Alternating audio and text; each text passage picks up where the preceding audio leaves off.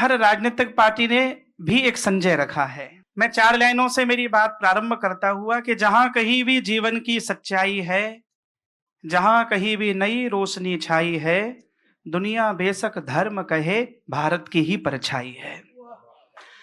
पिछले 1000 वर्षों में जितने आक्रमण इस भारत पर हुए, शायद किसी देश में इतने आक्रमण हुए हों। भारत ने बहुत आक्रमण झेले। यहाँ मुगल आए या ब्रिटिशर्स ने भी राज किया, मंदिर लूटे गए, खजाने लूटे गए, गांव नगर महल रजवाड़े, क्या क्या न लूटा गया। इस देश की पावन पुनीत संस्कृति सनातन धर्म को नष्ट करने के कितने कुचक्र हुए। लूट कर ले गए मुगल, लेकिन न लूट कर ले जा पाए तो हमारे विचार को न ले जा पाए।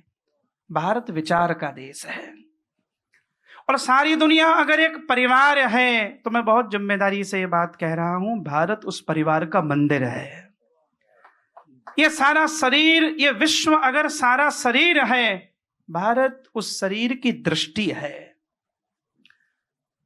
भारत वो देश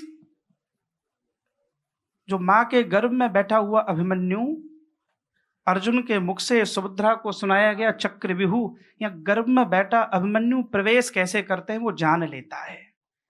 यहां मां के गर्भ में बैठे हुए अष्टावक्र पिता को टोक देते हैं। ये वो देश है जहां का ऋषि अपने शोक को श्लोक में बदलने की सामर्थ्य रखता है। यह वो देश है जहां का ऋषि विषाद में होता है तो श्रीमद् भागवत जैसा प्रसाद दुनिया को दे देता है। यहाँ ये वो देश है, बाणों की सैया पर लेटे लेटे पितामह भीष्म युधिष्ठिर को धर्मोपदेश कर देते हैं। ये वो देश है जो सदा देता रहा। ये देने की संस्कृति है हमारी। ये गार्गी का देश है, ये मदालसा का देश है। और यहाँ के ऋषियों की चैतन्यता का वर्णन तो कहाँ तक करें। भगवान शंकराचार्य मंडन मिश्र के द्वार पर शास्त्रार्थ के लिए पधारे हैं, तब द्वार पर बैठा हुआ तोता कहता है पहले मेरे साथ शास्त्रार्थ करो। यहाँ के तोते भागवत कह देते हैं, यहाँ के कौवा रामायण सुना देते हैं।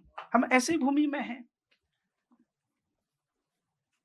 और मंडन मिश्र जब पराजित होने लगते हैं तो ये उन वैदुषी माताओं का यह देश है। फिर वो माता कहती है मेरे साथ शास्त्रार्थ करो। भारत चिंतन का ही देश है। यो जागार तम्र चह काम यंते, यो जागार तम सामान यंती, यो जागार तम्यम सोम आह तवह मस्मी सच्छे नौका, वेद भगवान कहते हैं।